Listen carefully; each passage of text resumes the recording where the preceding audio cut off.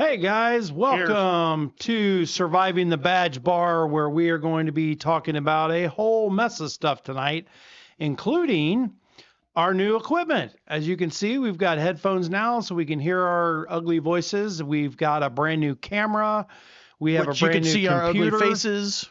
Huh? They'll be able to see our ugly faces now. We have new microphones. I mean, all kinds of gear. And this is brought to us by a very special friend of the show.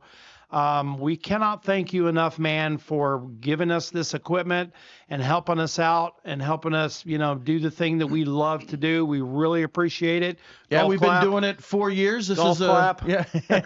This is our fourth season, 4 years in. Fourth season? Yeah. 4 years, 17 And this has brought all the property and gear that this person has given us is brought to you by Hamkaya Incorporated. Oh, Hamkaya Incorporated. Yeah. Well, thank you very much. Which means half a mind to kick your ass. Incorporated.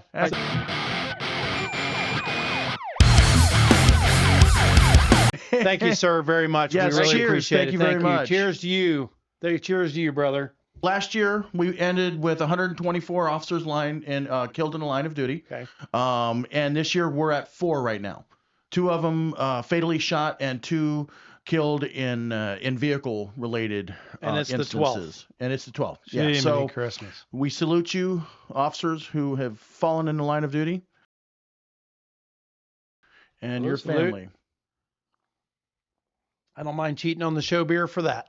Right. All right. So we're going to do a beer moment here. Beer moment is brought to us by our sponsors, which I'll go over in just a minute. Go ahead, John. All right, so tonight we're going to try Samuel Adams Winter Lager, festive and smooth. You've all heard of Samuel Adams. Yeah. So Love it. Festive and smooth. I shall try it. It's a winter lager, right? Winter lager. Yeah. Winter lager. That's really good. And I want to say thank you to my son, Steven, who brought this to us at Christmas. Oh, nice. He said, I brought you some show beer. So Oh, thank you, Steven. thanks, Appreciate Steven. it, buddy. Thanks, Steven. Hey, we'll play poker again, and you can bring some bourbon. It's So- good, but it's a little light on the seasoning, if you ask me. I think it's more of a Bach or a Oktoberfest. I'm enjoying it. Yeah, I am too. I'm gonna give it an 8.2. I'm going to give it a 7.75. There you go. I'm going to give it a 7.25. Okay, There you go. go. All right. All right, So before we salute get- and thank you. Yes, Thanks. thank you, Stephen. All right, before we get started, we have a bet that we have to figure out. So at the beginning of or mid last season, we bet to see whose team would have the better season. I have the Washington Commanders. John has the New York Football Giants, and LT has the Chicago Bears. And The Bears. what was the results, LT? I won the bet by I think 2 games. Well, against me, probably 12 games. Yeah, we had 2 wins more than John, and I think 3 wins more than the Commanders. And 3 or the 4 bet wins. was that the loser would give the winner a cigar. Now, John, you want to go first? Yeah, Because I have a little something special. Macanudo. Oh, man, I like winning bets against John. It doesn't happen very often that I win a bet Right, against right. John. When I pay up, I pay up. Hell yeah, you do. Awesome. Thank you, Look, sir. it's in a glass jar. So I've decided to do something a little different, LT. Okay. I have 3 cigars here. Two Oh, of here them we go. are $10 cigars. Okay. One is a $2 cigar. Okay. You get to pick. Okay, just grab. Yeah, I'm probably going to screw this up. but I'm going to grab that one. You got one of the good ones. All right, a punch. Yeah. I like the punches. Heck Good yeah. job. Good job. All right, our sponsors, our beer sponsors, other than Steven, thank you, are Kristen and Tom Clem Realtors out of the Central Florida area. If you're ready to buy or sell a home, please contact Kristen or Tom Clem Realtors. They will take care of you. All their information is down below. Our next sponsor is Clem and Company Property Investments. If you're ready to invest in a piece of property, you're ready to sell that property, get a hold of Tom. Tom is a veteran Marine. He's also a retired police sergeant or sheriff's department sergeant. And so you can definitely trust him and his wife, Kristen. But Tom Clem Property Investments can take care of you. So make sure you give them a call. Thank you very much for your beer sponsor. We really appreciate it. All right, let's move on, All right, guys. so with that, we had an individual who wanted us to do an episode. So if you guys want us to do an episode, email the show or put a comment down below. And in fact, it's the same one that bought us all this gear. Yes. So early morning hours of January 9th, 2007, there was murder most foul. There was an individual who lived in an apartment complex in Durham, North Carolina. Oh. She was I think she was a student, and she was found outside the apartment. Apparently, she was shot in the back of the head, rolled down the stairs, and sometime around 10 o'clock in the morning, maintenance had found her body there. Now, LT watched this, so we're going to kind of share this episode.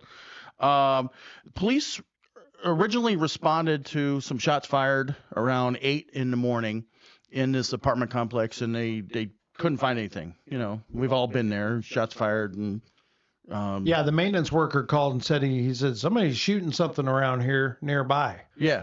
Yeah, he said he heard shots close by. Right. And law enforcement shows up, didn't see anything. You know, it's rare that when you get there, they're still popping off rounds. So witnesses... Well, eventually the maintenance worker found the deceased in a stairwell in one of the apartment wells, and law enforcement gets there. Detectives get there. They start conducting an investigation and looking at cameras and interviewing people, area canvas, all that kind of stuff. And one of the individuals said that they saw a woman ponytail rushing and then getting into a maroon Ford Explorer.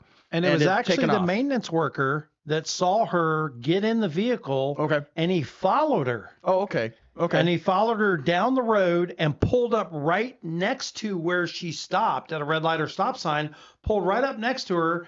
And he looks right at her to see, you know, if he could see her. And she had her hand covering her face like this. So he didn't get really a good look on her. Right. But later she could get just age and... Out of curiosity, why didn't the maintenance worker tell the police when they responded to the shots fired call? Well, he did when they questioned him eventually. Yeah, well, the shots fired call happened, and then sometime later they found the body. It wasn't like shots fired and then body found. Yeah. It was a little bit after, but he didn't contact him. Yeah. So but if the police are there looking for... investigating a suspicious incident, you would think that he would have said, "Hey, I followed this lady. I saw this lady run away." You know, no, that's a good point. People just don't want to get involved like they used to, man. This is 2007, long time So ago. detectives are interviewing individuals in the area, conducting canvas, talks to the maintenance guy, gets a description. Now we're putting pieces together. We've got a white female leaving the scene. No, it was a black female. Oh, sorry, black female leaving the scene with the maroon Ford Explorer, and the victim's name was Danita Monique Smith. Correct. Yeah. And so they've kind of figured out that this was not just some kind of random act of murder. It was probably a targeted. You know the percentages act. Of random murders as opposed to? Well, so I think the last time I looked up, it's like 60% of all murders the victim knows. It's close right in there, and each year it changes a little bit, but it's about 60% of the time the victim knows or is acquainted with the offender in some way or another. And I'm trying to find in your notes. I don't see it because I didn't want to say it if you've got it in your notes, but I don't see it. I guess when they examined the body, she had a single gunshot wound to the back of the head. Yeah, so that tells you something. Yeah, and all of her property, all of her money, everything was still with the body when they came. So that eliminates robbery. Right. It eliminates robbery. It eliminates sexual assault. Eliminates just about everything. A fight, or something. It would have been in the front, or in the back somewhere. It was like execution style. Bam, very right in the back of the head. Yeah. As she rolled down the friggin' flight of stairs. Yeah. So one of the things that they obviously going to do is they're going to start reaching out to family, friends, acquaintances who knows this person, who may have seen him last, and then they discover that she is a fiance of a police officer, a local police officer in the area, and So they're talking to the officer about this, who may have done this, all that, and It's funny when they spoke to the maintenance worker that had followed her. He followed, and you're going to say who it is. He could not identify her, right. but he could identify the vehicle, and he gave a positive on the vehicle. He said, Yeah, that when they is showed it later. Yes. Yes. He said, that is definitely the vehicle. I just can't identify her. So Which there happens a there lot. must have been something that stood out about the vehicle, as Absolutely. opposed to just a regular Ford Explorer. maroon Ford Yeah, Explorer. Exactly. Like a damage or Sticker or sticker something. or- Yeah. a surviving the badge sticker on the back window. No, that wouldn't happen. None of our viewers would ever do something so heinous. Oh, of course not. Never. Never. And we won't tell if you did. So detectives are talking to the fiance. Let's get fancy about it, and they ask him, obviously, the obvious question. So, is there anybody you know that might do this, who would do this, or had enemies? So I guess he was a little embarrassed that he was dating a woman and being this lady's fiance at the same time. So what's that? A love triangle, right? Yep, big time triangle. The typical love triangle. Death triangle. Death triangle, right? Yeah. And detectives say, well, would this other lady do this? And well, even if he said no, you still have to investigate it. Right? Yeah, of course. Yeah. And who is she? She's a dispatcher Right. for the Neighboring county. Right, for the neighboring county. Yeah. Yeah. So she's a police dispatcher for a neighboring county. He's a police officer. So that's why we're doing this episode, not only because we had somebody ask us, but it obviously very related to surviving the badge. And so they had a relationship for a while. It was like 3 years or something like that. They were friends, and then they got a little bit touchy-feely. And she then terminated a pregnancy. She did. And that's what he said was the Right. reason why he broke it up. Right. Broke it off. She went and got an abortion, and he wanted to keep the kid. According to him, he wanted to keep the kid. She says, though, in interviews that he said, I am not having a baby with you. Right. So, I mean, it's who said, she said, whatever. And, But and that's as far as that goes. Yeah. Right. So they decide that they're going to talk to coworkers of this dispatcher, and the supervisor said on that particular morning she was, what was it, a couple hours late? Mhm. Yeah, it's Yeah. coming into work. Yeah. You're going to commit a murder. Do it on your own time. Do and it don't on be your late own to work. time. And the girlfriend's name was Shannon Elizabeth Crawley. Yeah, Crawley is- Crawley. Crawley is the dispatcher and our person of interest right Yes. now. Person of interest. As they conduct interviews of the witnesses and coworkers and everything, one of the coworkers said, "Yeah, I sold her a .38 caliber handgun." And her interview, she said, no, I don't own a gun, nor would I own a gun. Right. I don't have any reason to own a gun. Yeah. Yeah, but she told the coworker she was in fear for her life of this guy, Yeah. this fiance of the dead lady. Yeah, the officer. I'm in fear for my life of him, so I need to have a weapon so that I can For protect self-defense. myself. Yeah. And the coworker agreed to all that and said, "Yeah, I sold her a gun." They ultimately never found the handgun, which that's No, they easy didn't. to get rid of a handgun. Well, the it's- guy said he sold her a .38 special, and according to what I was in the story that I watched, that matched the bullet. Right, same of what was- caliber. Yeah, same caliber. Right. Yeah. Same type caliber. So they're putting this piece together. Obviously, she's number one prime suspect in all of this. They let's see, no DNA, no murder weapon, really no forensics. Right. But they bring her in to question her. And, But they did have touch DNA, or they Did had DNA okay. off of the. I'm sorry, not DNA. My bad. GSR, gunshot Okay. residue, Off of the off car. the steering wheel Oh, of okay. the Ford Explorer. Okay. So that's when she concocted the story, which you have in your notes. Right. Yeah. So go ahead. they obviously they do an interrogation. her. Did you watch or listen to the interrogation of her? Yes. Okay. What Yes. what was she saying in that? She changed her whole story from I would never own a gun, I don't own a gun, to listen, yeah, I bought a gun and it was for my protection and it was for him. And he threatened my life Right. and said that he would kill me and my children if I did not go along with him. And she faked 3 phone calls. Well, that's after, but she said that he held her at gunpoint, Yep. forced her to go to the apartment the day before, scope out the place, check it all out and everything. Because didn't they get cell phone records? Yeah, it Of pinged her- there yeah. the day before. It pinged her cell It's phone like, there when at are the people thing. going to learn? Leave your phone at.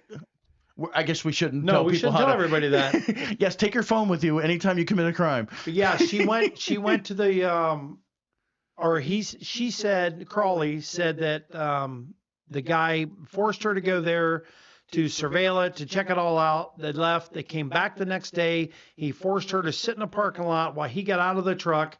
Went up there. She said, I heard arguing, yelling, sounded like a fight, and then a gunshot. I got out of the vehicle. I walked towards the apartments, and he came running out and said, get your ass in the car or get in the car or whatever. And he forced me to drive him away from there. Right. Yeah, I'm That's sure what that's she exactly said. what happened. Yeah. Yeah, it totally makes sense. That's what she Now, said. was happened that 4 or 5 later? times Was that in my later? career. Was that in the trial or was that in the interview? That was in the interview. Okay, When okay. she said, I want to do another interview. I have something you want to hear. Well, she had time to concoct this Right. whole damn It's- story It and reminds everything me else. of it reminds me of Jodi Arias. You guys remember the Jodi Arias case where she totally she was with this guy and she stabbed him, cut his throat, shot him in the back of the head in his apartment. Natural causes? Yeah. Yeah. Accident. So yeah, so she concocted this whole story and went through this whole thing and said, this is exactly what happened. Well, then they said, okay, well, prove it. Right. And she said, okay, how am I going to do that? They said, prove it. Get us proof. Right. So then she concocted these fake phone calls, and you hear somebody on the other side say, yeah, I'll kill you and I'll kill your kids, or I'll kill you and I'll kill another one, or something like that. And, threatening her on the phone. And I don't want to go to the cops. That's why I let you take the rap. And, I'm the police. Pretty blatant. Yeah. I mean, Over it the was top. kind of ridiculous. And so they got with an expert, a voice recognition expert, and he listened to it, and he goes, there's no way I can identify that as this other individual. I will not say it's him because I can't. Right. It was 'Cause it real wasn't him. muffled, low key, because it wasn't him. It's like, can you tell me who this is? This is Officer Stroud, and I killed that person. Did they do this? Oh yeah. Yeah, exactly. I mean, come on, I man. killed them. Yeah. It said it was on a payphone too. I mean, come on. And then the mother said, I picked up the other phone and was listening. Oh, Wait, okay. hold on. We got to go back because if we have any people under 20 watching, Oh, what is a payphone? we don't know what a payphone is. Yeah. Okay. But what's funny is though the mother said I was on the other phone listening. You were on another payphone listening to that payphone? Or were You were on another cell phone listening to that cell? How does that work? How does that work? Oh, It did was a they have an old three-way landline? call. She They have a was in couple jail. Did landlines? the jail let you listen on the other side? I mean, come on, man. I mean, Oh, so this was a jailhouse recording? I don't know, but Oh. I'm just saying that's what she said. I was on the other line listening. I'm like, okay, whatever. And and the mother says, I know it was him. Yeah. You gotta Okay. love the idiots. I mean, you understand a parent, hopefully supporting your child. And like but you come said, on. this was a year later when she did these phone calls trying to prove her innocence. So what was the outcome? So she went to trial, and then, her defense was everything that LT had said, that the other guy forced him, blah, blah, blah. So did the jury buy it? No. Negatory. No. Mm-mm. Nope. Neither did I. Not so much. You know what they say? Hell hath no fury like a woman scorned, Yeah, buddy. right. And this woman was mad that.